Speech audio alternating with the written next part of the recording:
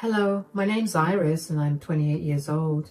A few months ago, I found out why my leech of a sister-in-law hated me for so long, and that was not as shocking as finding out her true nature. Let me start from the very beginning. My parents were poor. I was their only child, but I pretty quickly realized just how different I was compared to all the other kids around me. While the other kids got whatever they wanted almost immediately, I'd have to wait weeks to get whatever I asked my parents for. I watched my parents struggle and work as hard as they could to give me whatever I wanted.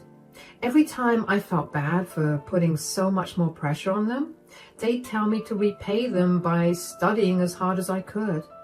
They didn't even let me work more than I needed to when I turned 16 because they wanted me to focus on my education so I could go further in life. Naturally, I worked as hard as I could on my education. My dad was a janitor at my school, which was a pretty prestigious private school, by the way, that had classes from the first grade all the way to senior year of high school. Because of his position at the school, I was given admission at a very low cost. I made the best use of my time at the school and worked so hard that I became the valedictorian when I graduated. Because of my grades, I was able to get into a great college with a full ride. It was a 3-hour drive away from home, and even though I did not want to leave my parents behind, I knew that if I wanted to truly help my parents, I had to leave. I worked really hard during college as well and managed to secure a great job through an internship that I was supposed to complete for my course. I then began to save up my money and eventually found an even better job with great pay. I spent another year or so collecting money, and when I had a sizable amount, I gave it back to my parents as a token of my gratitude. I told them to retire because I would take care of them. They were hesitant at first, but I assured them that I wanted them to rest because they spent their entire life working endlessly. After that, I began to send my parents money every month. Around the same time, I met my now husband, Alan. We happened to bump into each other at a cafe, and that got us talking. Alan is a very attractive man, so I decided to shoot my shot and asked him for his number. We began talking a lot over text, and I found myself falling for him. We went out on a lot of dates until we made our relationship official. We moved in together after dating for 8 months, and life has been great for us. About 1 year into our relationship, one day, Alan got a call. He picked up and went to speak to the person in the other room. When he came back, he looked upset, so I asked him who he had been talking to. "Who was that on the phone? Why do you look so upset?" "Oh, I just got a call from Mom." "Oh? Why are you upset about it? I mean, aren't you really close to her?" "Yeah, I love my mom and I'll do everything I can for her. I was just not particularly happy about her request this time." "Why? What did she ask?" "My sister's throwing a dinner party because she got a job this week and my mom wanted me to attend it." "Wait. Didn't your sister get a job like 2 months ago?" "Yeah, but she lost it a month ago and now she got a new one, so she's celebrating it apparently." "That's good though. Why don't you want to go?" "I don't exactly have the best relationship with her." "Why?" "I mean, you don't have to tell me if you don't want to." "The thing is, I want to tell you, but I don't want to start anything in my family if you accidentally slip up. Not that I think you will, I just don't want to take any chances, especially since I haven't even told my mom about it." "That's okay. Could you at least give me a gist about your relationship with your sister? Like, when did it get bad, or why did you leave your mother out of it? I want to be able to help you out in any way I can." "That's really sweet, darling. Well, let's just say I found out some disgusting things about my sister after my dad's passing, and my mom loved my dad way too much. So if she found out about what my sister was hiding, she would excommunicate my sister really fast.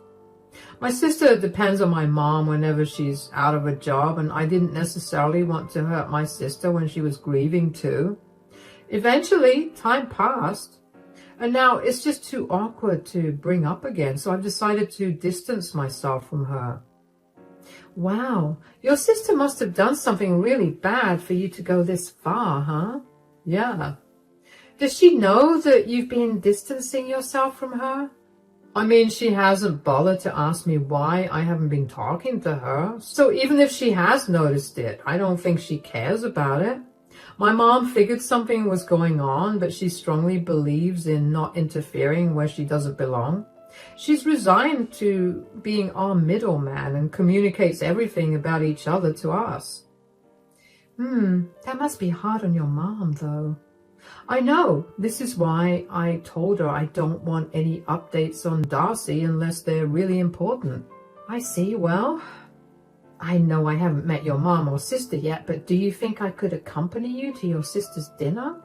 I could be there with you as moral support, and I get to meet your family. Really? You would do that for me? Absolutely, darling. That's what I'm here for. Thank you so much. You have no idea how much easier that will make it for me. I couldn't believe that I'd gone so long without knowing this much about Alan's family. I knew that Alan's dad had passed away 2 years ago, and I knew that he had an older sister. I didn't know anything else because Alan was very closed off about his family. I never questioned it because I saw no reason to.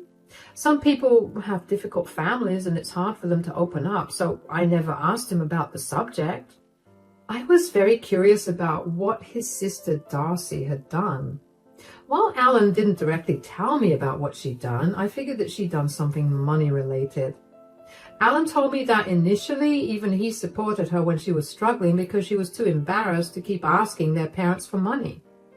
Apparently, after their father's death, Alan stopped helping her out completely. And then 2 years later, he met me and we got together, so he barely bothered to meet with his sister. The only time he saw her was when his mom specifically asked him to be there. Learning all the information made me very wary about my meeting with his mom, Blanche, and his sister, Darcy. I was prepared to be blindsided by something Darcy said, given all the information Alan had given me about her. But I made a commitment and I knew I had to keep it. And that weekend, when we got there, we let ourselves into the house. Darcy and Blanche were sitting in the dining room and they greeted us with big smiles on their faces. Hi, Mom. Hi, Darcy. Congrats on your new job. Oh, thanks a lot. Hi, sweetie. Oh, who's this? Mom, Darcy, this is my girlfriend, Iris. Hello, it's a pleasure to meet you. Oh my God, I can't believe I finally get to meet you. I've heard so much about you, literally. Alan just can't stop talking about you. I hope he's only been telling you good things. Since when did you have a girlfriend, Alan? We've been dating for a year now. A year? How come I haven't heard about this? Well, we don't talk much, so... Mom, why didn't you tell me? I thought you knew, and why would I ever bring up Alan's love life with you anyway? Fine. Tell me more about yourself, Iris. How did you and Alan meet? We met through a dating app. We texted for almost 5 months before we even met in person. After we met in person, we just knew that we were it for each other. That's cute. What about your family history? Darcy, this isn't a job interview. Stop hounding the poor girl. I'm not hounding her. My baby brother's dating someone, something I had no idea about. I just want to make sure that he's making the right decision with the girl he's chosen. That's so rude. Yeah, you don't even talk to me, so who are you to judge if my girlfriend is right for me? Just because we don't talk as much doesn't mean I'm not your sister anymore. It's okay, I can answer her. I have nothing to hide anyway. My parents live about 3 hours away from here. I moved from my hometown to find a better job, which I did. I work as an accountant and I'm doing pretty well for myself. I can't help but notice that you conveniently left out your parents' jobs. I didn't think you'd want to know. Well, you thought wrong. Darcy, stop it. No, it's okay. My parents have retired now and I send them money because I'm really grateful for everything they've done to get me where I am right now. My mom worked as a dishwasher at several restaurants and my dad was a janitor at my school. That's so sweet. You're so kind to send your parents money. I don't think I'm doing anything amazing. I saw how hard my parents worked to make sure I had everything I wanted and just the things I needed. This is quite literally the least I could do for them. Okay, that's enough questions for Iris. Darcy, why don't you tell us about your new job? I could tell that Alan was mad, but if I'm being honest, so was I. I know that I seemed pretty calm in the way that I talked to her, but in my head, I was really mad. I mean, it was one thing to try and get to know someone's partner, but to be so invasive and judgmental was not okay.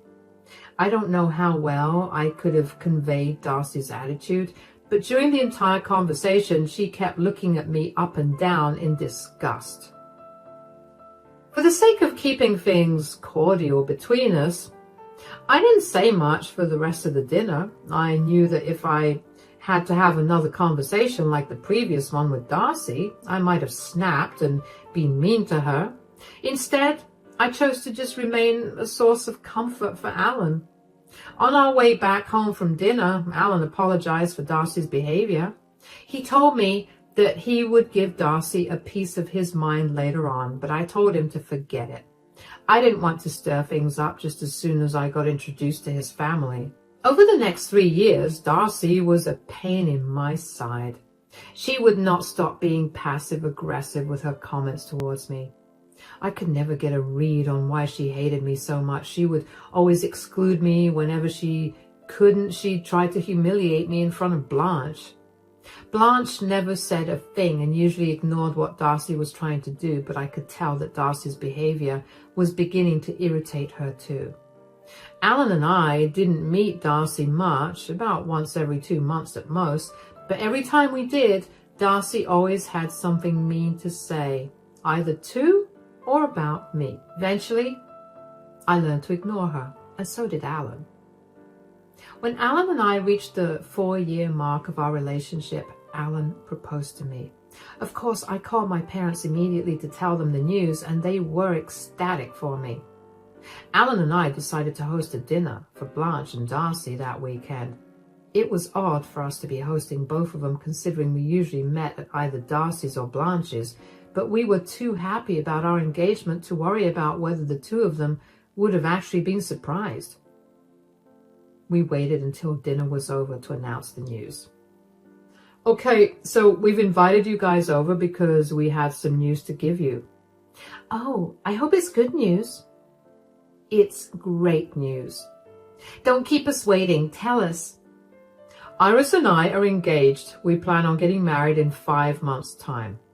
Oh my God, that's wonderful. I was beginning to wonder when you guys would get married. I'm so happy for you two. Congratulations. Thank you so much, Blanche. Yeah, all this is good. I want to ask you the real question. How are you guys paying for the wedding? I don't see how that's any of your concern. Look, I'm just looking out for you guys. Didn't Iris say that she was sending her parents money every month? If she keeps that up, how are you guys going to pay? Are you going to take care of all the wedding expenses by yourself, Alan? I have savings of my own, so I can contribute to the wedding expenses. And so what if I covered all the expenses by myself? It's both of your wedding. Why should only one of you be responsible for paying for the whole thing? I don't know about you guys, but that seems like a terrible way to start a marriage. What do you know about a good marriage? You're not even in a relationship, and you've never gotten engaged in any of the relationships you've been in before.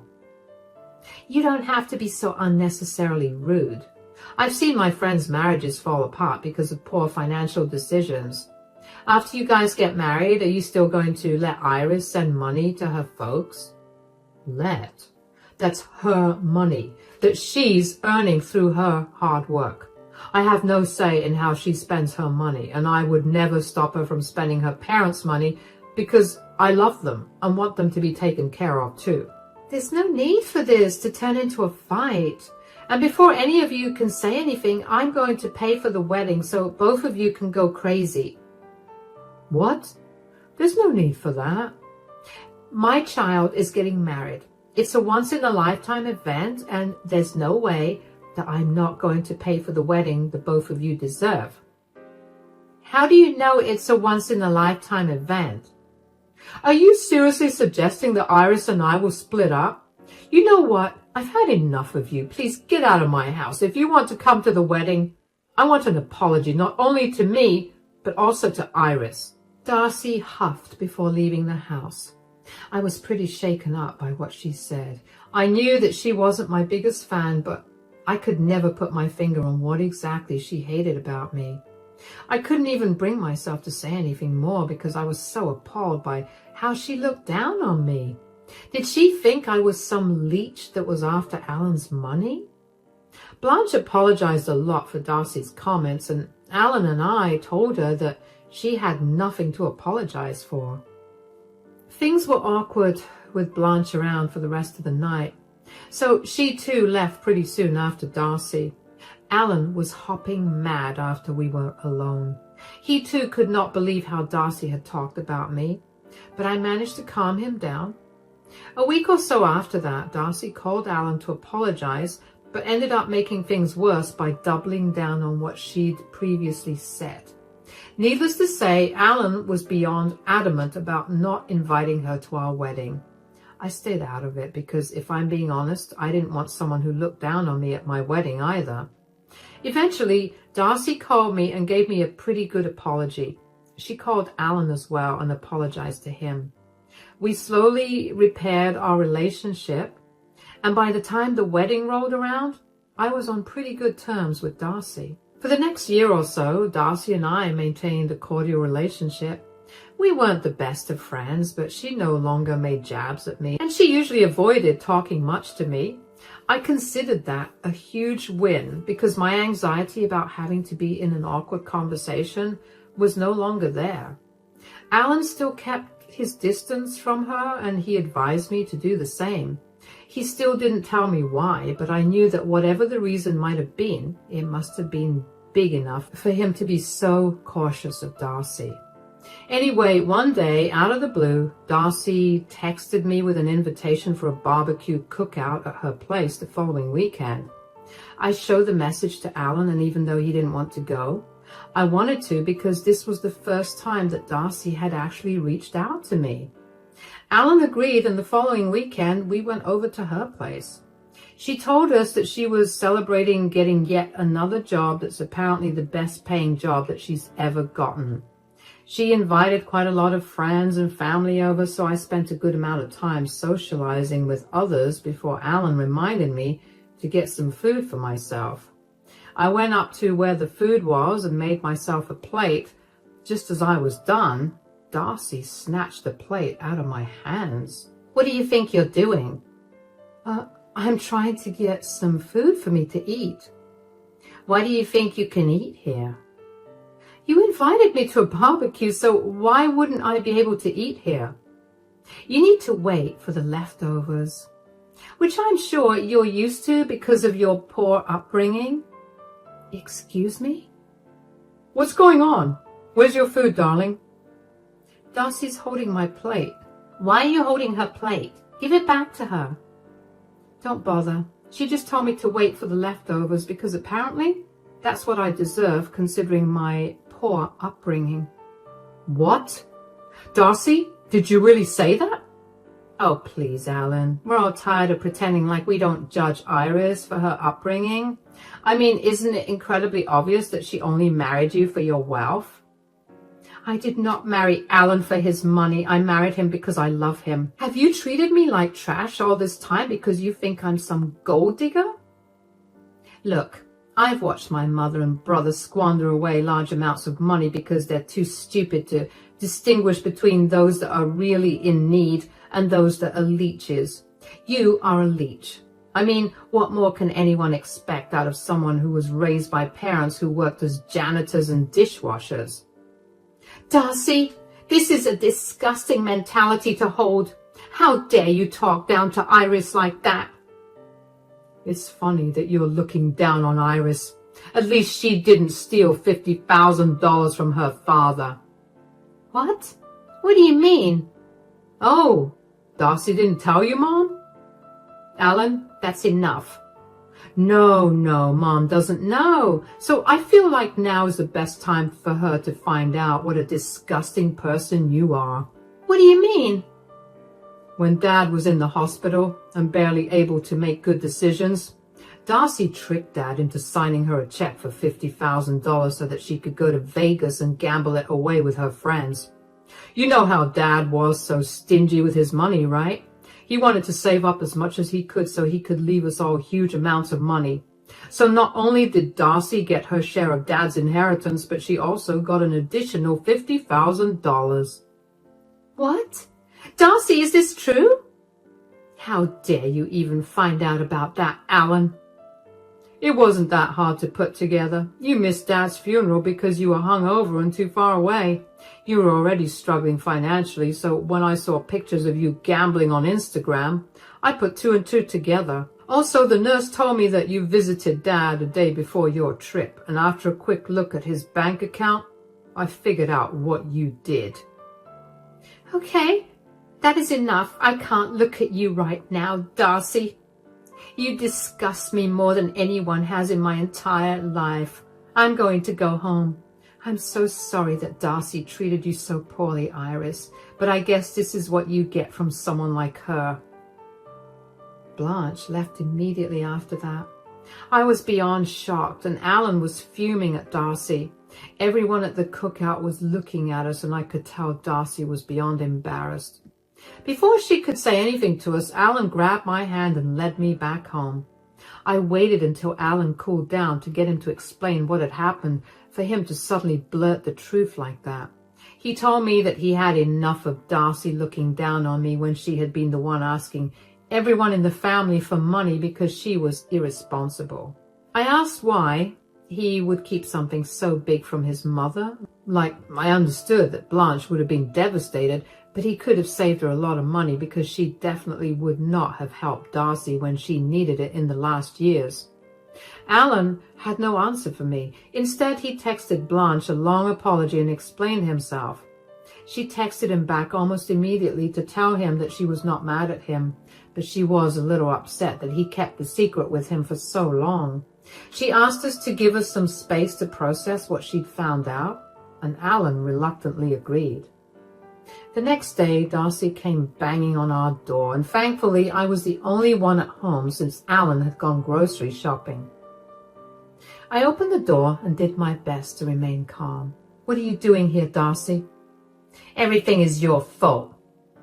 "What are you talking about?" "Mom has cut off all contact with me and refuses to see or talk to me after last week's cookout. It's all because of you." "How did you possibly come to that conclusion?" "If my stupid brother hadn't married a filthy peasant, I wouldn't be in this position right now." "You still haven't let go of your elitism, huh?" "It's not elitism if I'm simply looking out for my family." "You looked out for your family by stealing from your dying father?" "That is none of your business. You have no right to throw my family issues in my face." "And you think it's okay for you to throw my family issues in my face? You think it's okay for you to discriminate against me based on my family history? But God forbid I bring up the single most horrible thing you could do to a dying parent." "You've ruined my life. I should have tried harder to convince Alan to leave you." "I don't know what kind of life you're living, but I can assure you that no amount of convincing would have made Alan leave me because he truly loves me." "Yeah, he loves you and you love his money." "Darcy, I didn't even know he came from wealth when I married him. I only found that out after we got married. I just thought you were a jerk, which was why you were treating me badly. I love him for who he is and would never dream of using him for his money. That's clearly something you can't understand, so I get why you're so hung up on the idea that I'm only after his money." "What's that supposed to mean?" "Well, you used your dad for his money. You were using your mom for money. Before he met me, you used Alan for money. People are just ATMs to you. So when I came into the picture and Alan had better things to spend his money on, you felt threatened. You need to get help. And then also get a job that you can hold down for more than 3 months. How dare you talk to me like that? I was only nice to you because you're Alan's sister. I never understood why he barely spoke to you, but out of respect for who you were to him, I bore with your bullying. Now that I know why he doesn't care much for you and why you bullied me, I see no reason to be nice or respectful to you. Both Alan and I want nothing to do with you. Leave us alone. Never come back. And if you bother us again, we will call the cops on you. Goodbye. I slammed the door on Darcy's face because I knew that if I gave her a chance, she would keep talking.